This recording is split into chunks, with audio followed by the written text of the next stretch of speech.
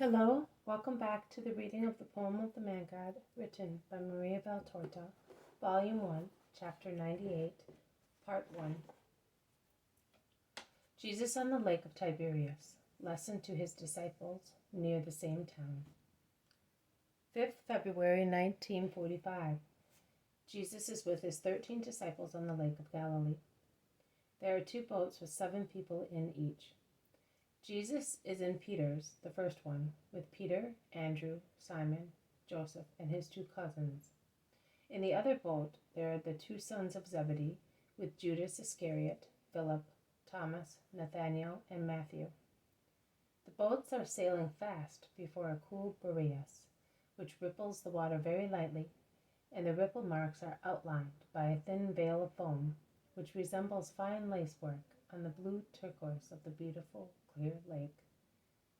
The boats leave behind them 2 wakes, which meet almost immediately, thus forming a bright, sparkling froth, most pleasant to be seen, as they sail in company, Peter's boat being only a few yards ahead of the other one. From boat to boat, only a few yards apart, the disciples exchange remarks and comments. I thus understand that the Galileans are illustrating and explaining to the Judeans the various spots of the lake, their trades, the important people who live in the area, the distance from their starting point to the place of arrival, that is, from Capernaum to Tiberias. The boats are not being used for fishing. They are only carrying passengers. Jesus is sitting on the prow and is evidently enjoying the beauties of nature around him. The quietness, the blue sky and lake, the latter encircled by green shores, where many white villages stand out against the green of the countryside, almost lying on a bundle of sails, in the very front of the prow. He pays no attention to the conversation of the disciples, and often lowers his head looking at the sapphire mirror of the lake, as if he were studying its depth and were interested in the creatures living in the pellucid water. I wonder what he is thinking about. Peter addresses him twice to find out whether the sun is annoying him, as it has already risen from the east and is shining full on the boat, and is already warm, although not hot. And the second time he asks him if he wants some bread and cheese like the others. But Jesus does not want a tent or any bread, and Peter leaves him alone. A few small leisure boats, almost the size of a shallop, but fitted with purple canopies and soft cushions, cut across the course of the fishermen's boats. Shouts, bursts of laughter, and the smell of perfumes go by with them. They are full of beautiful women, many merry Romans, some Palestinians, and a few Greeks. This I gather so from the words of a thin, slender young man, as brown as an almost ripe olive, smartly dressed in a short red tunic, bordered by a heavy Greek fret, and held tight at his waist by a belt, which is the masterpiece of a goldsmith. He says, "Hellas is beautiful, but not even my Olympic fatherland has this blue and these flowers. It is really not surprising that the goddesses left it to come here.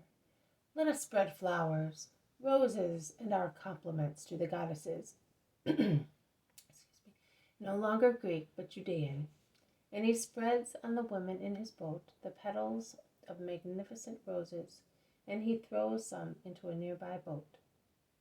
A Roman replies to him, spread them, Greek, but Venus is with me.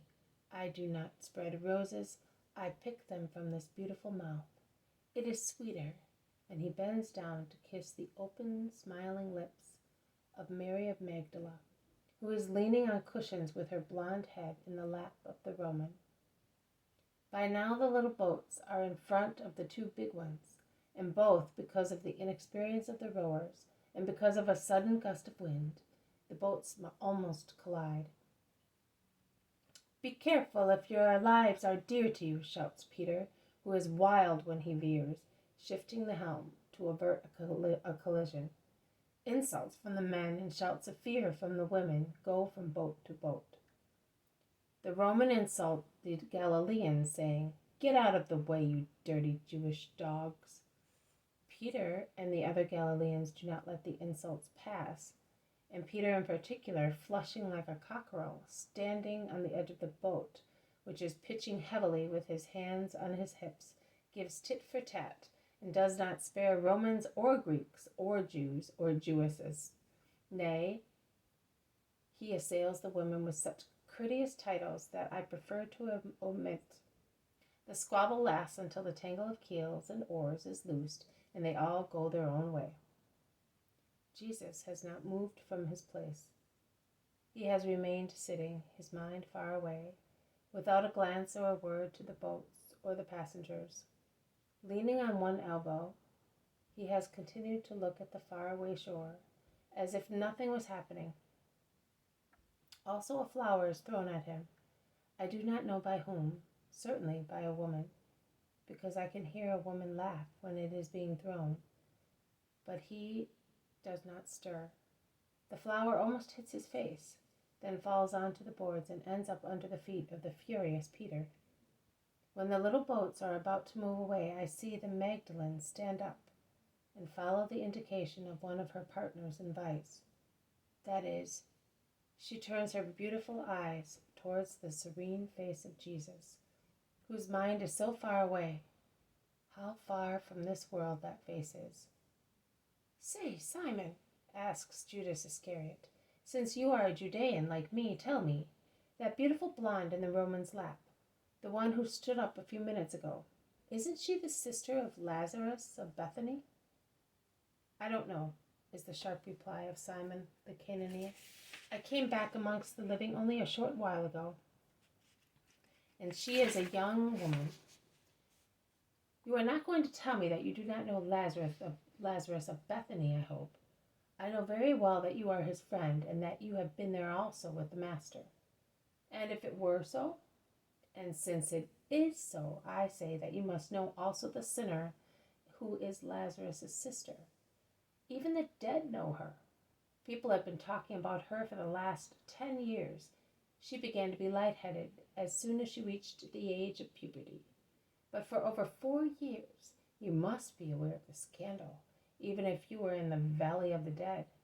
The whole of Jerusalem talked about her, and Lazarus shut himself up at Bethany. He did the right thing, after all. No one would have set foot in his magnificent house in Zion, where she also came and went. I mean, no holy living person. In the country, well, in any case, she is always around, but never at home. She is certainly at Magdala now, with a new lover. Are you not answering me? Can you give me the lie?" "I am not giving you the lie. I am silent." "So it is she. You have recognized her too." "I saw her when she was a child, and she was pure then. I have seen her again now, but I recognize her. Although lewd, she is the living image of her mother, a holy woman." "Well then, why were you on the point of denying that she is your friend's sister?" "We always endeavor to conceal our sores and those of the people we love, particularly when one is honest." Judas gives a forced laugh. "You are quite right, Simon, and you are honest," remarks Peter. "And did you recognize her? You certainly go to Magdala to sell your fish, and I wonder how many times you have seen her. My boy, you must know that when your back is broken after an honest day's work, you are not interested in women. You only love the honest bed of your wife.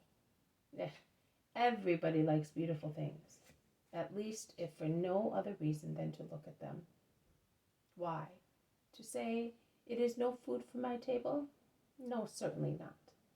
I have learned many things from the lake and from my job, and this is one of them.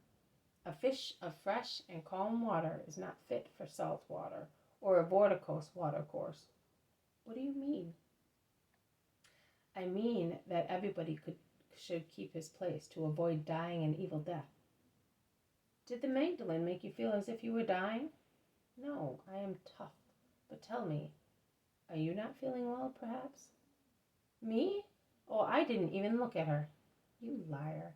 I am sure that you were consumed with envy because you were not on this boat to be closer to her. You would have put up even with me to be nearer, so much so that you are honoring me with your conversation because of her, after so many days of silence. Me? She would not have even seen me. She was always looking at the master. And he says that he was not looking at her.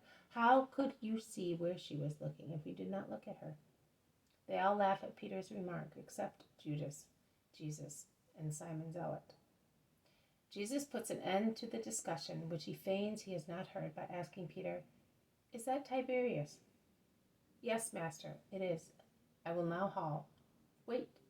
Can you stop in that quiet small bay? I would like to speak to you only." "I will measure the depth and let you know." And Peter lowers a long pole into the water and moves slowly towards the shore. "Yes, I can, master. Shall I go closer to the shore?" "As far as you can. There is shade and solitude. I like it." Peter steers towards the shore. The land is about 15 yards away at most. I would now touch. "Stop, and you come as close as possible and listen."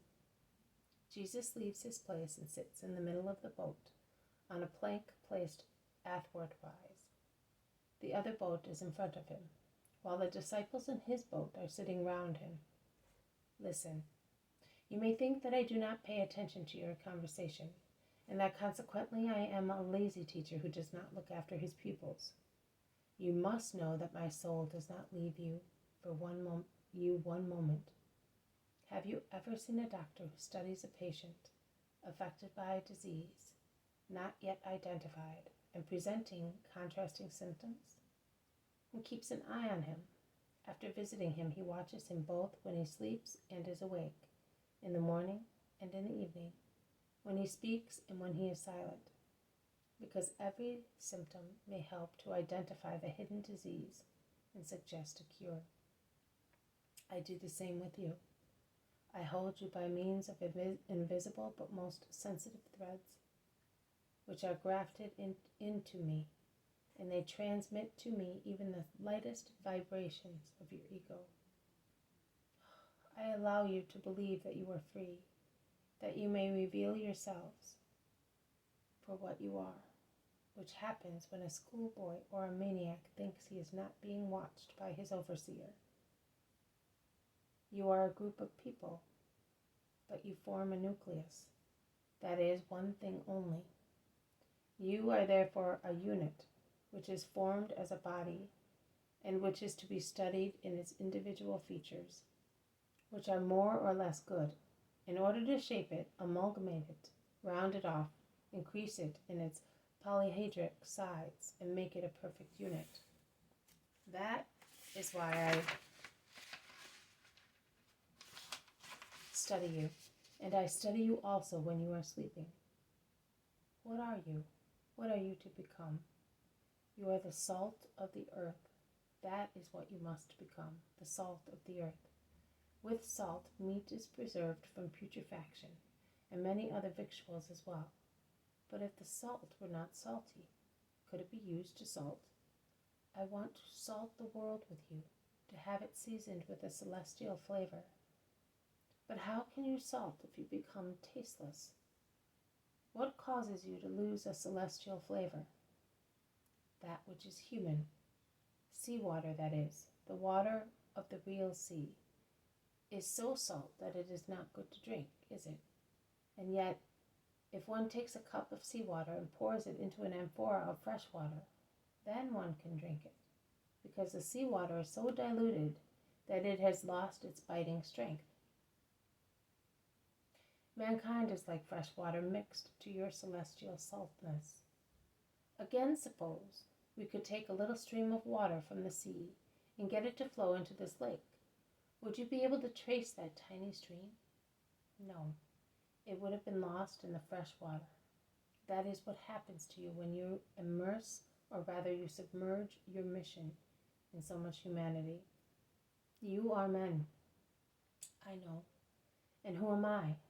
I am he who has all possible strength. And what do?